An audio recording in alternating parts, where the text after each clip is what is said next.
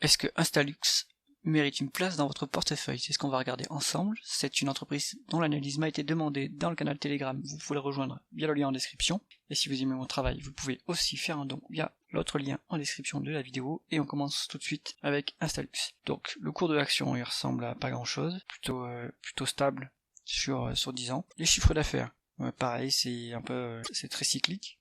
On voit qu'il y a eu un énorme point bas en 2020, en 2023 on est plus bas qu'en 2022, donc le chiffre d'affaires, faut pas compter là-dessus, il faut pas compter sur une croissance quelconque de cette entreprise, il n'y a pas d'acquisition. Est-ce que les taux de marge sont stables ou en croissance? Bon, c'est pas trop, c'est en légère décroissance, c'est pas trop moche, mais pas terrible. Taux de marge net à 4,36.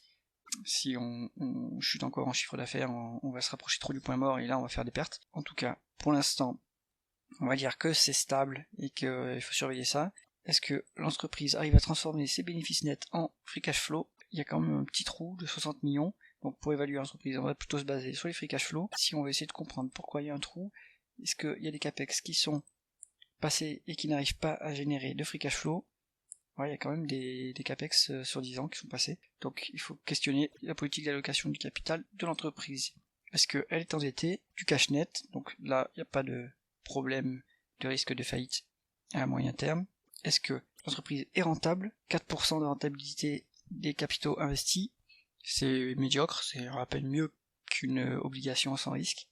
Donc là-dessus, pareil, problème d'efficience du management. Est-ce qu'on reçoit un dividende en tant qu'actionnaire de cette entreprise? 2 millions de dividendes en 2023 sur une market cap 200 millions à peu près. On a un 2,5% de rendement du dividende. C'est toujours ça de prix. Est-ce qu'il est bien couvert par les free cash flow? Il est bien couvert, pas de problème. Est-ce que l'entreprise rachète ses actions?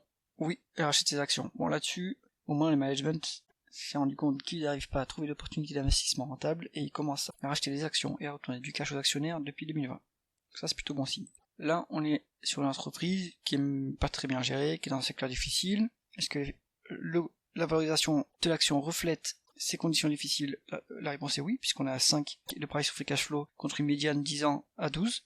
Donc, potentiellement, s'il y a une reprise du secteur, ça peut être bon signe. L'entreprise est liée au secteur, on va dire, immobilier résidentiel, puisqu'elle fait des meubles en aluminium. Donc, s'il y a un rebond, on peut avoir une bonne surprise. Est-ce qu'il y a de la marge de sécurité supplémentaire sur cette entreprise? On va regarder en price to tangible book value.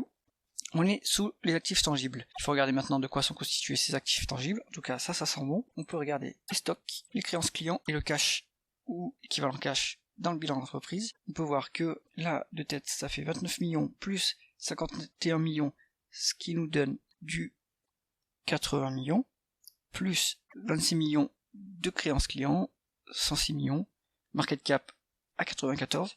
Donc, il y a quand même des codes sur les actifs nets liquides. Donc là, ça se regarde, il y a une marge de sécurité. Il n'y a pas autant de marge de sécurité que ce que demande la formule de Graham, mais on n'est pas trop mal là-dessus. En conclusion, cette action, c'est potentiellement de la dead money, tant qu'il n'y a pas de retour de la croissance. En tout cas, il y a une marge de sécurité si on l'achète, puisqu'il y a une décote sur les actifs tangibles et sur les actifs nets liquides. Là-dessus, à creuser, voir dans les rapports financiers à quoi correspondent les stocks, est-ce qu'ils sont vendables facilement, à quoi correspondent l'ensemble des actifs tangibles, et est-ce qu'il y a une probabilité de rebond de l'activité dans les quelques semestres à venir. C'est tout pour cette analyse. Si vous aimez mon travail, vous pouvez me soutenir via le lien en description et abonnez-vous à la chaîne pour ne pas rater les prochaines vidéos. À bientôt.